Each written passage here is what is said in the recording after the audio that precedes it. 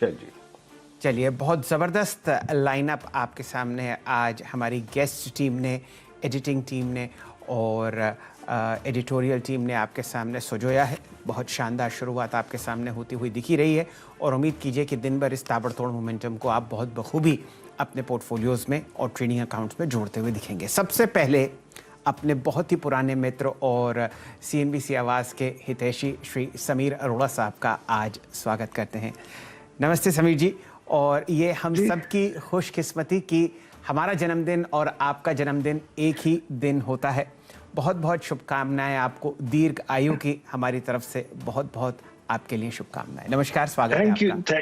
Thank you very much ji. And ये हमारी वो है खुशकिस्मती कि हमारी कंपनी भी 13 जनवरी को ही फॉर्म हुई थी 2005 में। जी and happy birthday to you and of course to our own company. Thank you very much. जी। और मैं उम्मीद करता हूं कि सन 2005 का मतलब हो गया कि आप अब 16 साल के हो गए हैं और जो रंगत 17 जी 17 साल के। जी जो रंगत और खुशी हम लोग बाजार में देख रहे हैं वो आपके निवेशकों के पोर्टफोलियोज में और चमके और बढ़िया तरीके से आगे आने वाले सालों में उनको रिटर्न दीजिए। अरोड़ा साहब, बहुत ज़बरदस्त हम लोग प्री बजट रैली में बैठे हैं और बहुत उम्मीदें बाजार लगाए हुए हैं 1 फरवरी से। किस तरीके से आप इस आने वाले समय को देख रहे हैं और क्या उम्मीदें आप लगाए हुए हैं नई दिल्ली से? तो मुझे लगता है कि ऐसे ना करें क्योंकि उससे फिर मार्केट थोड़ी वीक हो सकती है। बिकॉज मुझे लगता है कि ये मार्केट जो बढ़ रही है वो नॉर्मल अपने बलबूते पर बढ़ रही है, नॉट सो मच कि और उसको कुछ चीजें बजट में मिले। बिकॉज बजट में अब आपके पास अगर आप सारे पॉइंट्स देखें तो कोई बहुत सारे पॉइंट नहीं है जिसमें हम गवर्नमेंट की किसी डिसीजन की वेट कर रहे हैं। ऑल्सो बिकॉज यूपी इलेक्शंस वगैरह आने वाले हैं, मुझे ये नहीं लगता कि अभी कोई बहुत बड़े नए रिफॉर्म आने हैं या हम सोच रहे हैं कि आए। ये मार्केट बढ़े, अपने उस पे बढ़े कि भाई हमारी companies are doing well, that fiscal deficit is good, that foreign money last year बहुत ज्यादा नहीं आया लेकिन रिलेटिव टू चाइना अब वो शायद नए साल में और पैसे डालें। And general economy is doing well. Budget में मुझे नहीं लगता कि बहुत नई चीजें हैं जिसके लिए हम एक्साइट हों, बल्कि वो करेंगे तो फिर डिसअपॉइंटमेंट भी हो सकती है। जी अरोड़ा साहब, मैं आपका तर्क जानने की कोशिश कर रहा था। एक बहुत ही अहम आईपीओ, मेरे ख्याल से भारतीय अर्थव्यवस्था का सबसे बड़ा आईपीओ आपको एलआईसी द्वारा फ्लोट किया जाता हुआ दिख सकता है बजट के बिल्कुल बाद।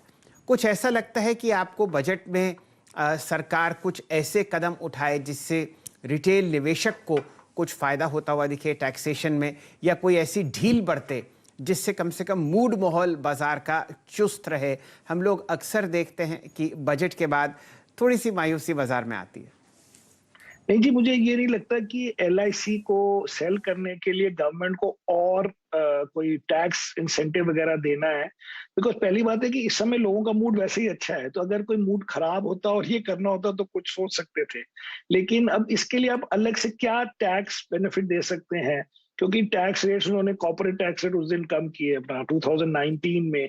अब कोई कैपिटल गेन्स टैक्स वगैरह मुझे नहीं लगता कि वो एक आईपीओ के लिए क्योंकि गवर्नमेंट का अगर आप देखें ये सब चीजें गवर्नमेंट ने नहीं की हैं और जरूरत भी नहीं है। इस समय अच्छे अच्छे आईपीओ 100, 200, 300 टाइम्स ओवर सब्सक्राइब हो रहे हैं। एलआईसी का तो बहुत बड़ा आईपीओ होगा इसलिए उतना नहीं हो सकता ओवर सब्सक्राइब, लेकिन सब्सक्राइब होना तो बहुत मुश्किल नहीं होगा अगर उन्होंने फेयर प्राइसिंग करी। तो instead of giving an incentive, better होगा गवर्नमेंट के लिए अगर वो चाहे रिटेल इन्वेस्टर्स के लिए करें या पूरे इन्वेस्टर्स के लिए करें कि आप प्राइसिंग फेयर कर दें, जिससे वो फर्स्ट डे लोगों के 10-20% बन जाए, उसके बाद वो अपने उस पर चले अपनी दम पर। बट मुझे नहीं लगता कि बजट में ऐसी चीजों के लिए मूड को इम्प्रूव करने के लिए, मूड तो इंडिया का बड़ा अच्छा चल रहा है। जब 25-30% up to 40% last year index अब थे डिफरेंट, और इस साल भी स्टार्ट अच्छा रहा है। कोई जरूरत नहीं है बजट में इस टाइप की चीज करने की। जी मुझे लगता है कि सबसे बड़ा इशू जो बजट में था पिछले में वो था कि जी फिस्कल डेफिसिट का क्या होगा, क्योंकि कोविड का हुआ ये हुआ। और अब तो पता लग रहा है कि वो deficit will be quite low compare to the this thing. Because वो आप मैंने पढ़ा कि अभी 2%, that means some $60 billion government के आरबीआई में पड़े हुए हैं राइट नाउ कैश में, विच शोज कि ये पैसे जो गवर्नमेंट ने खर्चने थे प्रोजेक्ट्स वगैरह में, बल्कि वो खर्च नहीं पा रहे हैं बिकॉज प्रोजेक्ट्स में डिले हो गया होगा because of may be Covid और इवन अदरवाइज। सो वो इश्यूज कंफर्टेबल है इंडिया, एक्सपोर्ट्स अच्छे चल रहे हैं, सॉफ्टवेयर एक्सपोर्ट अच्छे चल रहे हैं, मैन्युफैक्चरिंग एक्सपोर्ट्स अच्छे हैं। देयर इज नो नीड कि बजट में आपको कुछ और इसके ऊपर दिया जाए। अरोड़ा साहब, आप ओरिजिनल सॉफ्टवेयर बुल्स में से एक रहे हैं सन 1990 का दशक, और 95 से हम लोगों ने एक बहुत ज़बरदस्त मोमेंटम देखा, एक नया आयाम हमारे बाज़ार में जुड़ा। और अब हम लोग देख रहे हैं जिस हिसाब से इन्फोसिस और टीसीएस और कुछ हद तक विप्रो ने नतीजे पेश किए हैं कि ग्लोबल डिमांड बहुत बढ़िया तरीके से बढ़ती हुई दिख रही है। बहुत स्ट्रॉन्ग। जी, तो मैं ये जानना चाह रहा था कि सन 2021 ये जो हम नई दशक में हम कदम रखे हैं, क्या ये वही मंजर है जो .com के आसपास था 1999-2000 का समय, जब मल्टीपल टाइम्स हमने मेजर स्टॉक्स में रिटर्न्स आते हुए देखे थे? नहीं जी, उस टाइप का तो मुश्किल है क्योंकि उसमें वो था जैसे उस वक्त न्यू था, तो उस वक्त आपकी ग्रोथ होती थी 100% per annum in earnings and in revenues. अब आप बहुत बड़ी कंपनीज बन गई हैं तो अब 15-20%, 20 जैसे अभी इन्फोसिस का रेवेन्यू ग्रोथ हुआ 21%, which is very very good for that size. लेकिन अब आप उस टाइप के रिटर्न्स नहीं बना सकते जो 90s में हमने बनाए। लेकिन it is a very good sector, तो इसमें अगर 15-20-25% रिटर्न बनाना मुझे लगता है जायज है, क्योंकि उतनी प्लस माइनस उतनी ही ग्रोथ हो रही है रेवेन्यूज और अर्निंग्स में। लेकिन आप 100% रिटर्न नहीं बना सकते इन चीजों में अब, बिकॉज वो अलग मार्केट थी। वो आप न्यू कंपनीज में कभी कभी बनाते हैं अगर कोई नई कंपनी जल्दी इन इट्स लाइफ पब्लिक हो जाए। बट ये बात नहीं, ऐसे नहीं सोचना है। सोचना ये है कि अगर इंडिया में जो चॉइसेस हैं उसमें सॉफ्टवेयर सेक्टर का क्या नंबर होना चाहिए, तो हमारे हिसाब से फाइनेंशियल सेक्टर और software sector, these are the two sectors that we are most bullish on. तो अरोड़ा साहब, अगर नए पैसे आपके फंड में कोई डाल रहा हो और आपको वो एलोकेट करने हो, तो कितना आप सॉफ्टवेयर की तरफ डालेंगे? तो पहली बात है कि अगर मत बोलिए, क्योंकि डालना चाहते हैं। अगर तो ऐसा लगता है कि शायद एक दिन डालें तो जी। वो तो लोग डाल रहे हैं। तो उसमें जी हमारा अराउंड 32 या 31% हमारा सॉफ्टवेयर में है अभी, तो वो उसी को कॉपी किया जाएगा। और करीब 30% ही हमारा फाइनेंशियल्स में है, और अराउंड 25% हमारा कंज्यूमर सेक्टर में है, और 14-15% हमारा बाकी जो इन तीनों में नीटली डिफाइन ना हो पाए, जैसे स्टेट बैंक ऑफ इंडिया, वो भी अगर हम उसको प्राइवेट फाइनेंशियल में कह रहे थे, या भारती या हिंडाल्को, वो सब हमारे वो 15% में आते हैं। तो हमारे हिसाब से सॉफ्टवेयर में हमारे तो करीब 30% हो गया। और ये पैसा जो अब आप फ्रेश एलोकेट होते हुए देख रहे हैं अपने फंड्स में, ये क्या आप फोकस कर रहे हैं लार्ज कैप्स में, या आप बॉटम अप स्टोरीज पर ज्यादा ध्यान दे रहे हैं? नहीं जी, लार्ज में भी बॉटम अप करना पड़ता है, बिकॉज लार्ज में टोटल लार्ज कैप कंपनीज तो काफी हैं। जैसे हमारे पास विप्रो नहीं है, और हमारे पास एक दो और लार्ज नहीं है, बट इन्फोसिस हमारी लार्जेस्ट होल्डिंग है in the software sector. Otherwise I think it is fourth largest in our portfolio. तो बट बायस अभी लार्ज कैप में होगा, क्योंकि स्मॉल कैप या mid, first of all India software में बहुत बड़ा कोई स्मॉल कैप नहीं है। ये है कि लार्ज या लिटिल लेस देन लार्ज, जैसे एचसीएल, टेक महिंद्रा वगैरह, कोई आजकल आप उसको मीडियम कैप भी नहीं कह सकते, लार्ज कैप ही है वो भी।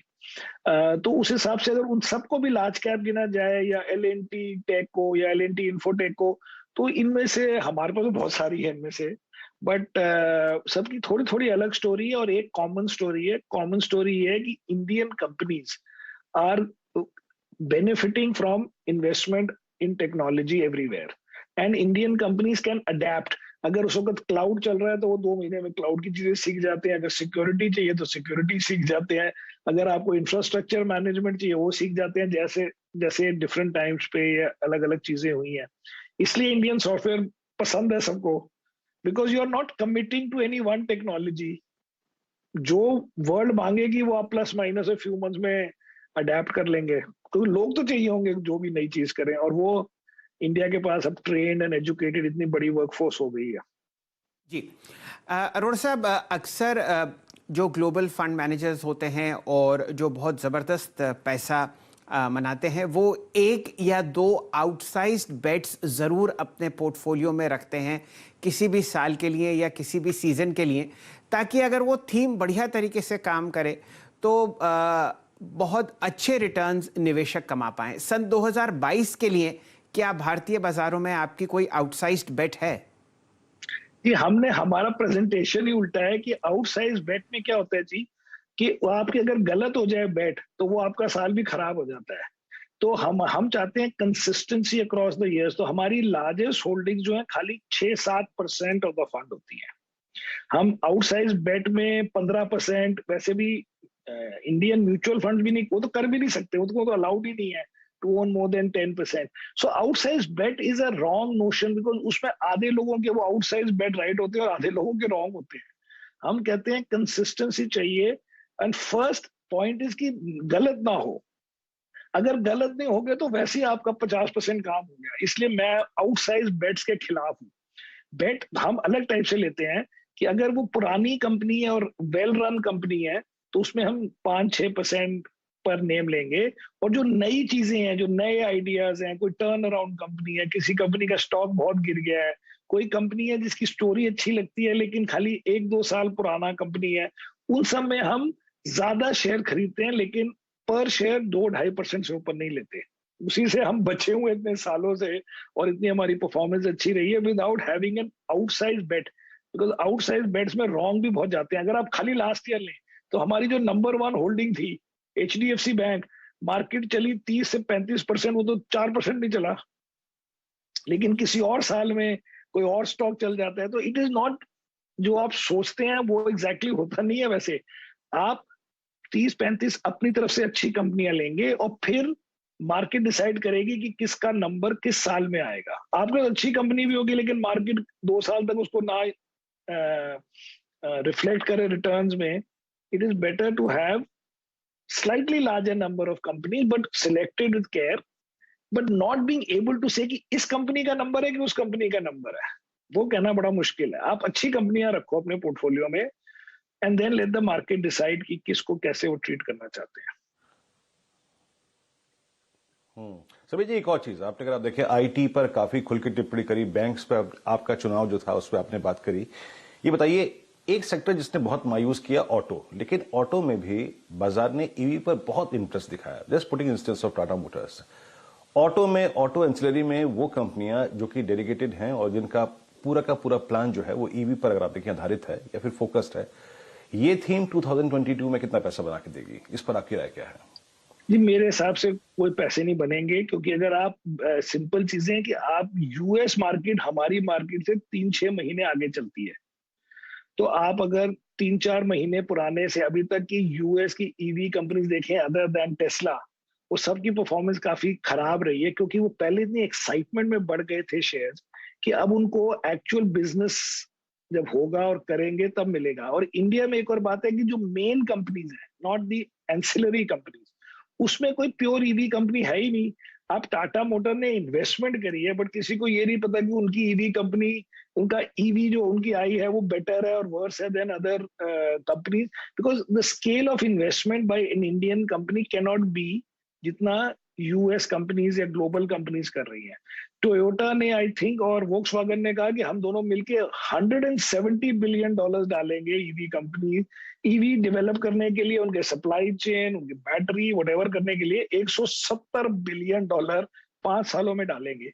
अब इंडियन कंपनी 2 बिलियन 3 बिलियन डाले तो हाउ टू से टुडे कि आपके 3 बिलियन में इतना अच्छा वो निकलेगा जो दूसरी कंपनी 100 बिलियन में नहीं कर पाएगी। ये गेम बड़े लोगों का हो गया और इंडियन कंपनी उस स्केल पे नहीं लड़ाई करती, और करती है तो रिस्क बहुत हाई हो जाता है, क्योंकि एक गलती हो गई, एंड में वो नहीं सक्सेसफुल हुई, मार्केट शेयर खराब हो गया, पूरे पैसे गए। तो मुझे लगता है कि ये वो बेट ही नहीं है। आप सप्लायर में कभी कभी कर सकते हैं कि उसको ऑर्डर मिल रहे हैं 4-5-10 कंपनियों से, तो वो हल्के हल्के बढ़ता रहे, हो सकता है, लेकिन वो अभी आप स्टॉक्स देखें, नहीं जरूरत है। हॉट सेक्टर इतना ज्यादा हॉट हो गया था लास्ट ईयर कि we will not buy. You will not be a buyer. अच्छा सर, एक चीज बताइएगा कि जो फ्लो टुवर्ड्स इंडिया है, आई मीन, हमारे यहाँ थ्रस्ट इंडेक्स में हो या फिर स्टॉक स्पेसिफिक हो तभी जनरेट होता है जब एफआईज का बहुत स्ट्रांग पैसा आता है। ये लग क्या रहा है? अभी लास्ट टिप्पणी में आपने कहा था कि ठीक है यूएस में आप ब्याज दरें बढ़ने दीजिए और आने दीजिए, अगर आप देखें प्री कोविड एरा के आसपास कोई दिक्कत नहीं है, लेकिन स्पेशली भारत की तरफ जो फ्लो है सर, वो कैसा लग रहा है आपको? तो जी एक्चुअली लास्ट ईयर के फ्लोज काफी डिसअपॉइंटिंग रहे हैं। अगर आप लास्ट ईयर का टोटल फ्लो एफआईआई का देखें तो लेस देन $4 बिलियन, जो कि पिछले साल में 24 बिलियन था। तो उस हिसाब से देखें तो बहुत ही कम पैसे एंड में लास्ट ईयर में आए, बिकॉज सारे पैसे वो चले गए प्राइवेट इक्विटी में, वेंचर कैपिटल में। अल्टीमेटली वो एंड इन्वेस्टर सेम है, वो सॉवरेन फंड है या इंडाउमेंट है, फाउंडेशन है या फैमिली ऑफिस है, उन्होंने इंडिया में उसमें डाले, हमारी मार्केट में नहीं डाले। बट मुझे ये लगता है कि क्योंकि उन्होंने नहीं डाले तो इसलिए ये भी मुझे नहीं लगता कि वो इंटरेस्ट रेट हाइक से हमारी कंट्री से सबसे पहले निकालेंगे, क्योंकि अभी स्टार्ट ऑफ दिस ईयर भी अच्छा रहा है, लास्ट ईयर भी अच्छा रहा है। और चाइना का एक थ्योरी थी कि इंडिया से लोग इंडिया में बहुत रिटर्न बन गए हैं, चाइना बड़ा चीप हो गया, तो अब वो चाइना में शायद एलोकेट करें। लेकिन चाइना ने ये सब करने के बाद, मतलब लोगों के कहने के बाद, लास्ट मंथ फिर इंडिया ने आउट परफॉर्म किया। मुझे लगता है कि इंडिया की स्टोरी ठीक है, बट इंडिया में अभी 4 के बदले 10 आने तो आसान है, लेकिन 4 के बदले 25 एकदम आ जाइए अभी मुझे मुश्किल लगता है। बिकॉज जो भी कहें ये इंटरेस्ट रेट हाइक से लोग पॉज तो करेंगे। सो आई वुड थिंक कि इंडिया से एक तो उनकी सेलिंग नहीं होनी चाहिए, उनकी फ्लो पॉजिटिव होनी चाहिए, लेकिन बहुत बड़ी पॉजिटिव मुझे नहीं लगती। और इंडियन लोकल म्यूचुअल फंड के फ्लोज काफी स्ट्रांग है, उसमें एसआईपी मनी करीब 1.3 बिलियन पर मंथ का हो गया।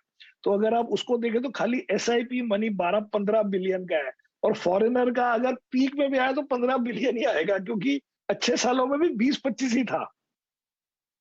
तो इसको इसलिए हम कहते हैं कि इस साल market returns will be good, but मुझे नहीं लगता कि वो 25-30% टाइप रिटर्न होंगे जी।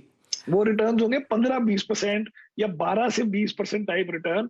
But that is a good return after 2 strong years, and it is a good return अगर आप कंपेयर करें डेट से या गोल्ड से, या इवन आप करें इस साल में यूएस में क्या होता है या बाकी बड़ी मार्केट्स में क्या होता है दो एक मार्केट ज्यादा बेटर भी कर लें, बट 15% रिटर्न की आशा से आप जाएं। बेटर होगा तो नहीं छोड़ेंगे, लेकिन 25 से 30 उस टाइप के रिटर्न इस साल में लगने मुझे मुश्किल लगते हैं अर्न करने। अरोड़ा साहब, हम लोग एक स्वर्णिम दौर से भारतीय अर्थव्यवस्था और बाजार में गुजरते हुए दिख रहे हैं। आपके मित्र, आप खुद और रिटेल निवेशक और अन्य कई लोग भारत में ज़बरदस्त पैसा बाजार में निवेश करते हुए दिखते हैं। एक ऐसी खलिश या परेशानी आपके जहन में हो सन 2022 में, 23 में, जो आपको लगता है कि ये बुल रन शायद डिरेल हो जाए कुछ समय के लिए?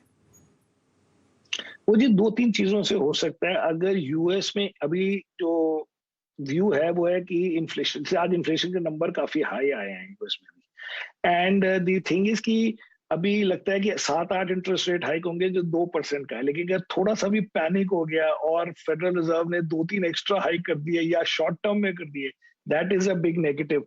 The other issue is India में जो हमारे इलेक्शंस वगैरह हो रहे हैं ये यूपी वगैरह में, उसमें लोगों को ये ना लगे कि बीजेपी गवर्नमेंट जो है, एक सेकंड ये मेरा पावर ना कट हो जाए यहाँ पे, कि बीजेपी गवर्नमेंट जो है उसका कोई रिस्क नहीं है ऑफ विनिंग इलेक्शंस, ये काफी शॉर्ट टर्म में काफी पास है। तो ये सब चीजें छोटा मोटा वो कर सकती हैं, कि आपके 5-7% मार्केट गिर जाए, लोग नर्वस हो जाए, but because I think economy is doing well, and लोगों का both from corporate sector and financial sector, India versus China में इंडिया को थोड़ा पॉजिटिव वो मिल रहा है, both from companies wanting to do business जिनको चाइना +1 स्ट्रेटजी चाहिए, एंड स्टॉक मार्केट इन्वेस्टर जो चाइना में 35% डालते थे इंडिया के 12 के अगेंस्ट, अगर वो 2-4% उन्होंने चाइना में कम कर दिए, उसका भी नेचुरल बेनिफिशियरी इंडिया है। तो India otherwise is doing well I think. लेकिन ये जो ओवर मतलब मैक्रो लेवल पे कहीं पॉलिटिकल इशू हो जाए या ग्लोबल इंटरेस्ट रेट हो जाए, उससे आप हिल भी सकते हैं इस साल थोड़ा सा, इतना आसान भी नहीं है। बट एक साल का व्यू लेंगे तो मुझे लगता है कि ठीक है, मतलब ठीक का मतलब होता है मेरे हिसाब से 15-20%। चलिए 15-20%, 12-15-20% काइंड ऑफ 12 से 20% जो रिटर्न उम्मीद कर रहे हैं अरोड़ा साहब सन 2022 में, हम सब की तरफ से एक बार और समीर जी आपको आपके निवेशकों को भी उतनी ही शुभकामनाएं जितने हमारे लाखों दर्शकों को हैं 17वीं हमारी जन्मदिन पर। और शाम की पार्टी सिंगापुर में भी होगी और बम्बई में भी होगी, तो उस वक्त फ़ोन पर आपसे चर्चा करेंगे। नमस्कार, बहुत बहुत धन्यवाद आपका। चलिए, हैप्पी बर्थडे। अब वीरेंद्र जी को जोड़ते हैं और आज वीकली एक्सपायरी भी है। संक्षेप में वो आपको निफ्टी और बैंक निफ्टी के कॉल्स और पुट्स के आंकड़े स्क्रीन पर प्रस्तुत करते हुए दिखेंगे। कल हम लोगों ने 156 अंक अर्जित किए निफ्टी में, 18,201 के आसपास आपको यहाँ पर एक बहुत शानदार क्लोज होता हुआ दिखा। और बाकी आपके सामने जो आंकड़े हैं वीरेंद्र जी पेश करेंगे। जी हाँ शैल जी, आज बहुत अगर आप देखें, संक्षिप्त में रखूंगा, अगर आप देखें तो इंस्टीट्यूशन